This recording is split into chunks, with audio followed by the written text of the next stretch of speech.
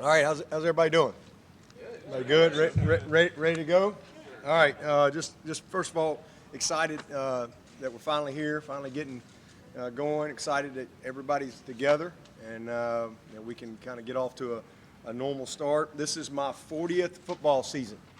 So started playing in the 5th grade and played 8 years and then played 5 years there in college. And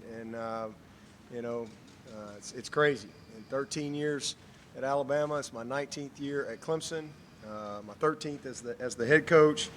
And one thing I can tell you, for me, that it never gets old. Like, there's so much to get to this point and so much to kind of get going, but it absolutely never gets old. I love every aspect of it, even the crappy stuff that you have to do to get to this point, to get ready to go play football and coach football. I love it. I'm really proud of our guys. It's been an incredible off-season. I think you say, well, how do you compare that? Well, we have a lot of quantitative data, as far as how we can compare teams and where we are from a maturity standpoint, just like we have with our season stuff. But, where are we in the weight room? Where are we with our conditioning? Where are we with our leadership? Where are we with our chemistry? There's a lot of things that go into that in the summer. In the summer, that's why we call it the transformation phase. That's where I think teams make their biggest leaps, during this time, when the stands are empty and they're here and all they got is each other. And this group did an amazing job this year. I think we, I don't have the exact numbers, but we had a record number of PRs, personal records, as far as things that happen in the weight rooms. This team quantitatively is ahead of several teams that we've had in the past in some of our measurables. So I'm just really proud. I'm proud of the leadership and so forth, and really a focused team.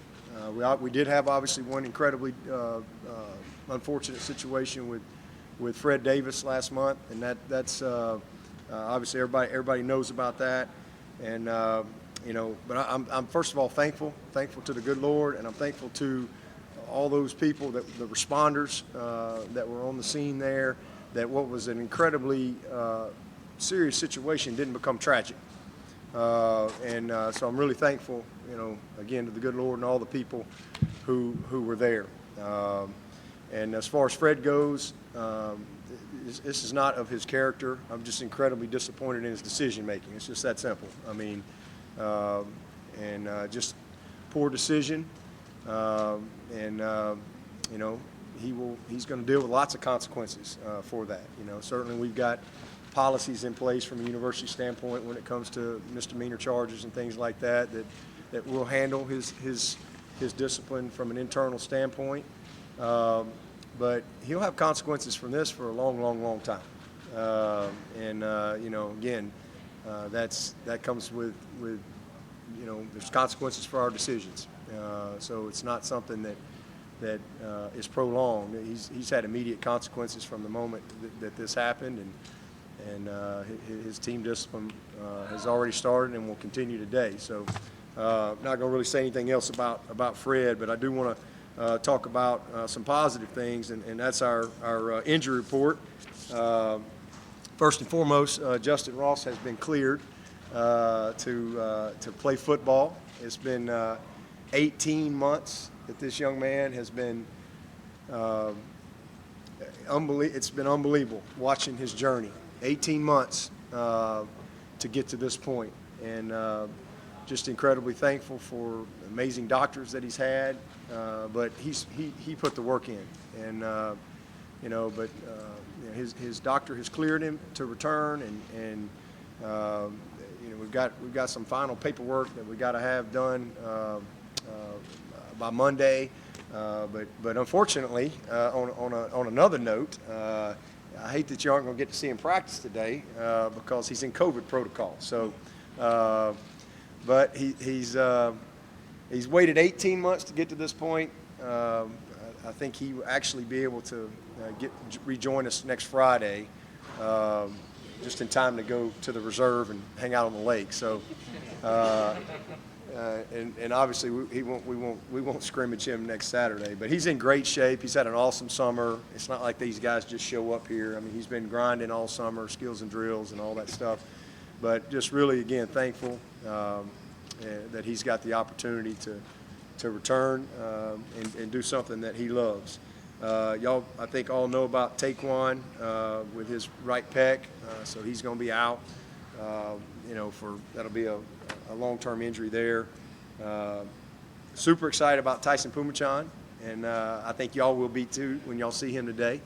I mean, he is another just miracle, to be honest with you. It's just amazing how he has responded, to the treatment. And again, everybody's different. First of all, it's I mean, we all respond differently to rehab and things like that, but then the type of work that he's put in, the type of sacrifice and discipline that he's applied to his training and recovery has been amazing. But he looks great, and he's been cleared to do certain aspects of practice as well. And again, all I can tell you is I don't have a date or anything. I just say he's going to be back sooner than later.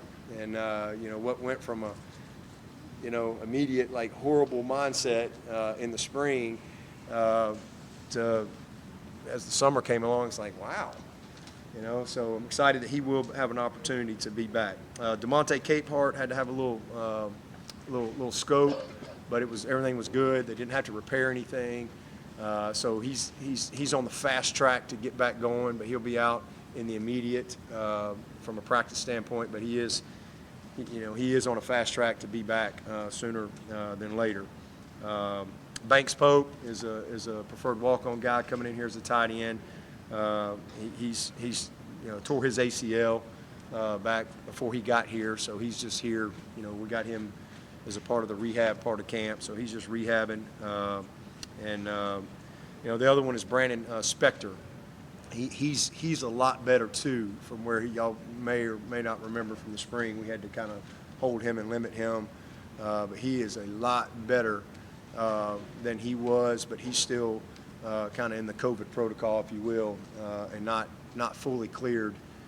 So he probably will not participate in camp. But again, when they tell us he's good to go full speed, then we'll be glad to get him back.